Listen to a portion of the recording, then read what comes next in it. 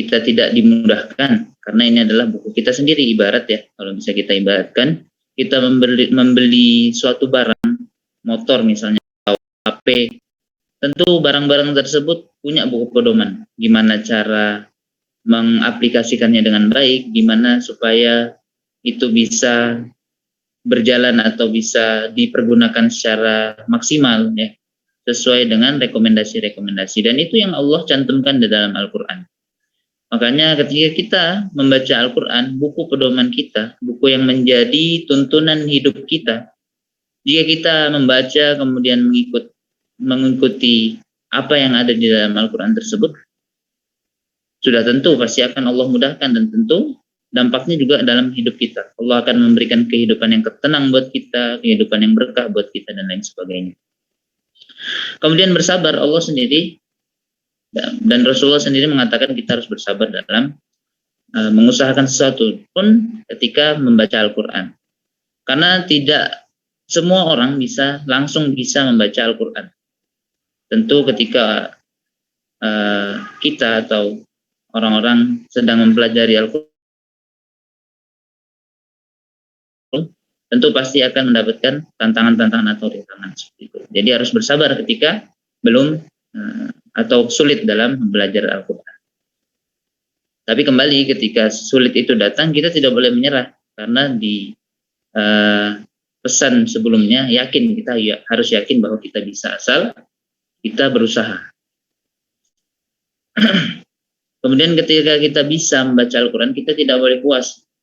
Makanya ini patut kita revisi sedikit ya, bahwa mungkin kultur di Indonesia ya, adalah ketika seorang anak itu berhasil menghatamkan Al-Quran, kemudian diadakan acara khataman Al-Quran ini di daerah saya seperti itu diagendakan agenda khataman Quran ya, untuk seorang anak yang mungkin sudah menyelesaikan membaca Al-Quran 30 juz.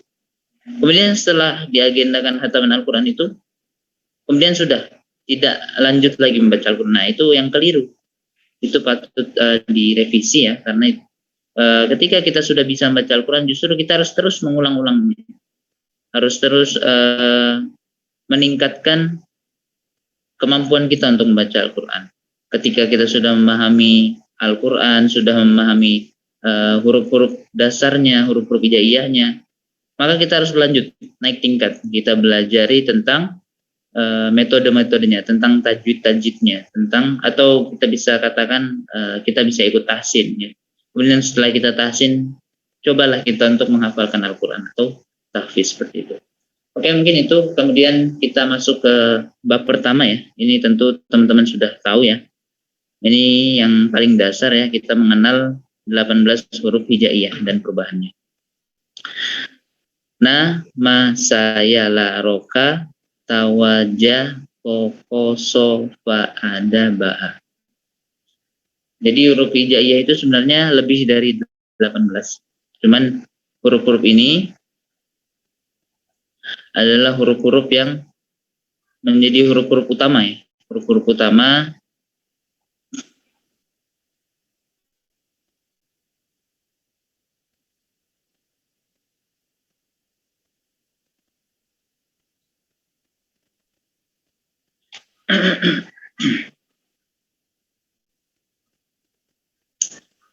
bentar ya, jaringannya ganggu lagi.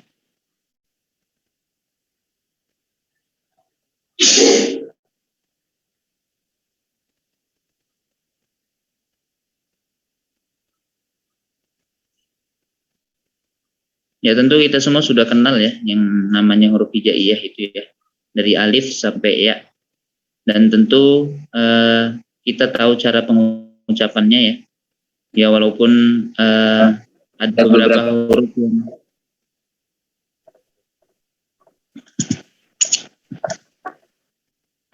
huruf yang memang harus kita pelajari lebih rinci.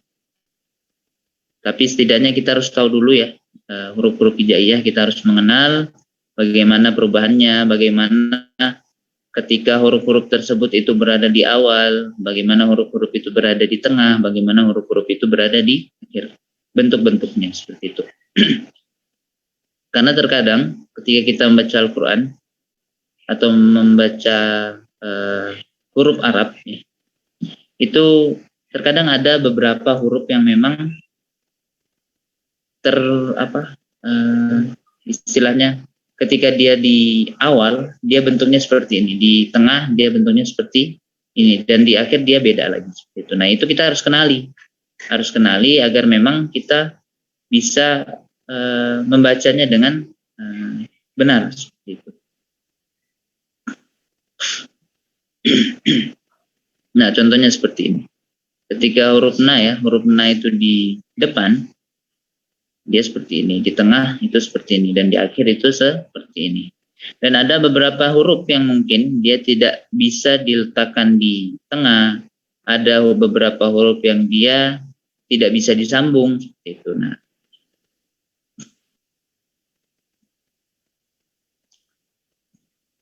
tentu teman-teman sudah tahu ya kalau yang ini ya.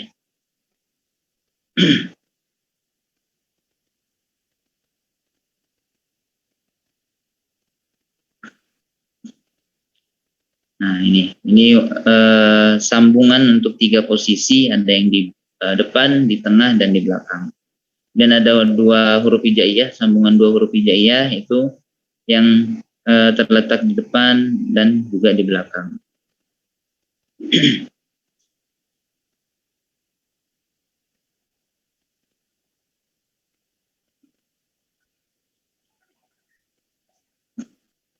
Ini untuk huruf na dan ma, kemudian huruf sa dan ya. Kemudian di sini ada huruf ma dan lam serta huruf ro dan sa.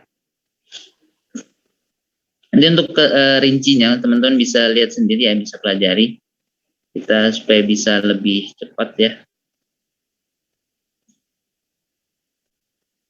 Jadi memang untuk bentuk-bentuknya memang kita harus kenali ya, mengenal bagaimana bentuknya, bagaimana ketika dia diletakkan di awal, di tengah, dan di akhir, bagaimana kemudian cara membacanya, walaupun ada beberapa cara baca yang perlu dirincikan lebih lanjut seperti itu. Nah, contohnya seperti ini. Alif dan ba itu tidak bisa disambung ya, tidak bisa disambung.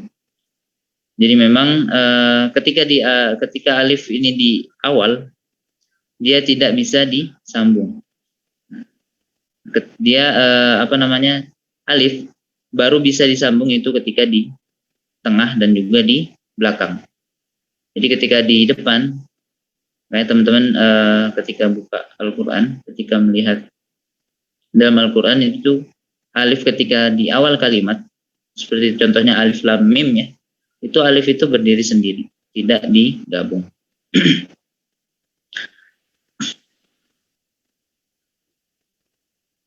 Ada, aba ya. Nah, ketika dia di akhir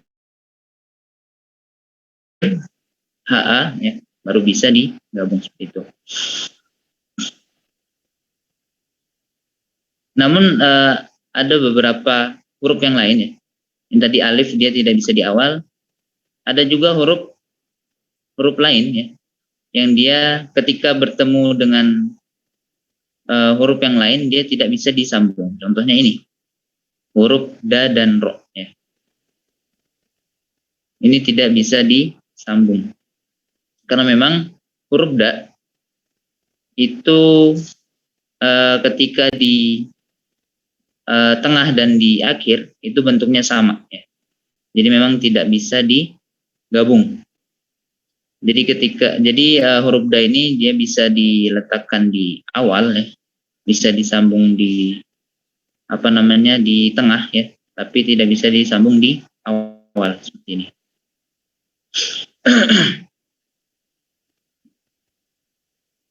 Ya, jadi memang untuk metode Saqifa ini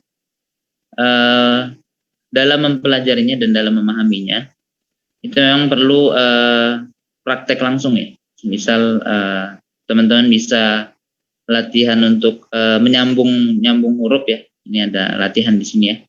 Bagaimana sih menyambungkan huruf ro dan sa, huruf so dan to ya. Bagaimana huruf ada roja itu digabung. Itu harus dilatih, harus tahu teman-teman bagaimana ketika huruf-huruf tertentu itu disambung.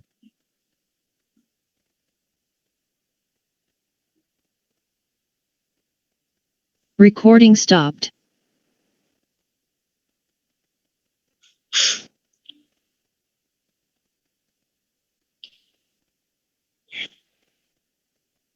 Ya, jadi teman-teman sekalian,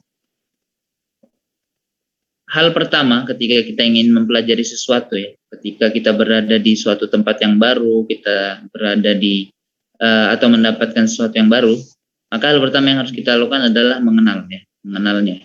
Entah itu kita berada di satu kota baru ya, mungkin teman-teman ada yang masih baru di Samarinda ya, teman-teman harus tahu dulu gimana sih medannya Samarinda. Begitu juga dengan mempelajari Al-Quran.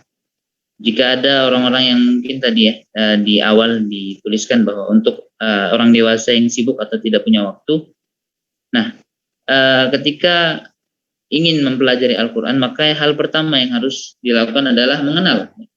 Mengenal apa? Mengenal huruf-hurufnya. Jadi sifat-sifat hurufnya, cara baca hurufnya, bentuk-bentuk hurufnya. Ketika dia di depan gimana, di tengah gimana, di belakang gimana. Kemudian ketika huruf ini disambung dengan huruf tertentu itu bagaimana, apakah huruf ini bisa disambung atau tidak. Nah, itu kita harus mengenal secara rinci seperti itu. Agar memang ketika kita bertemu atau mendapatkan huruf tersebut dalam Al-Quran, kita udah tahu, oh ini huruf ini, oh ini huruf ini, seperti itu ya.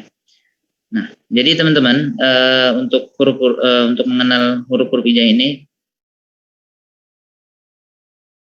coba teman-teman bisa pelajari lebih lanjut ya nanti untuk filenya supaya bisa mempersingkat waktu, dan juga memang kami diamanahkan juga dari teman-teman BPPAI untuk bisa mengenalkan sedikit apa sih metode Sakofa ini, apa metode Sakifa ini ya. Yang mana memang harapannya teman-teman bisa yang awalnya bisa membaca Al-Quran secara baik, bisa lebih baik lagi ya.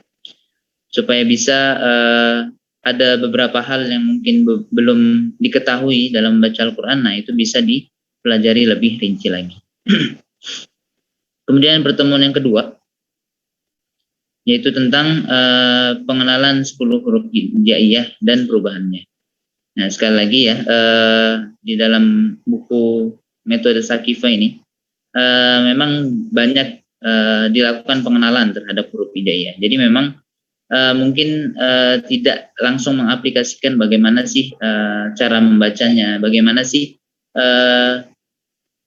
panjang pendeknya, kemudian bagaimana sih makhorijul hurufnya atau cara keluarnya hurufnya.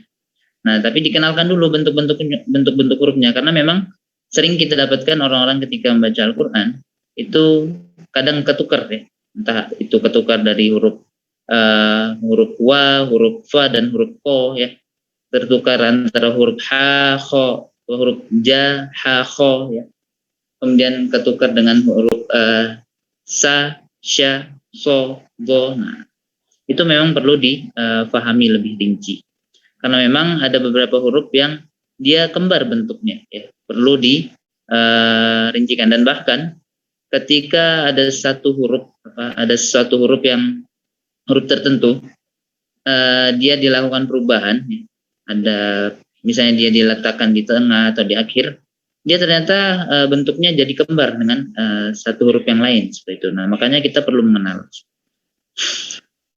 Huruf-huruf tersebut adalah huruf-huruf yang konsonan atau tidak sama dengan huruf Latin ya. Jadi memang di awal tadi, di bab pertama tadi, itu huruf-huruf yang sepertinya konsonan ya.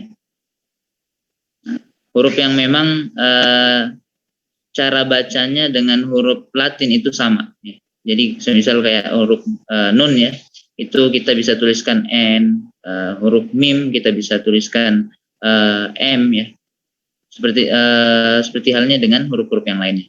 Nah, kemudian bagaimana huruf-huruf yang lain ya? Ada beberapa huruf yang tidak sama ya.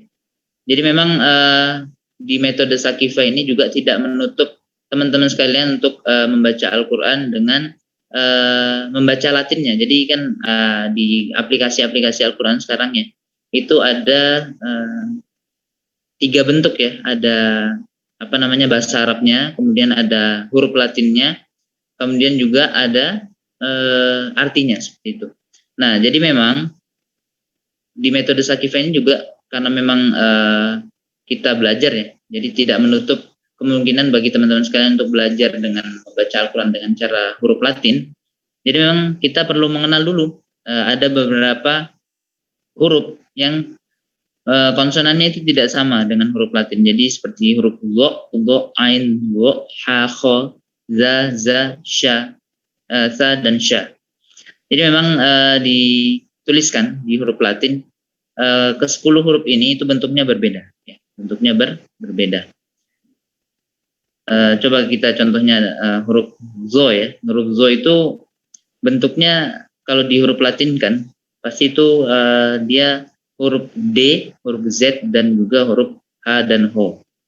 Nah, jadi tidak ada huruf Latin seperti itu. Jadi memang untuk 10 huruf ini itu tidak sama dengan huruf Latin. Jadi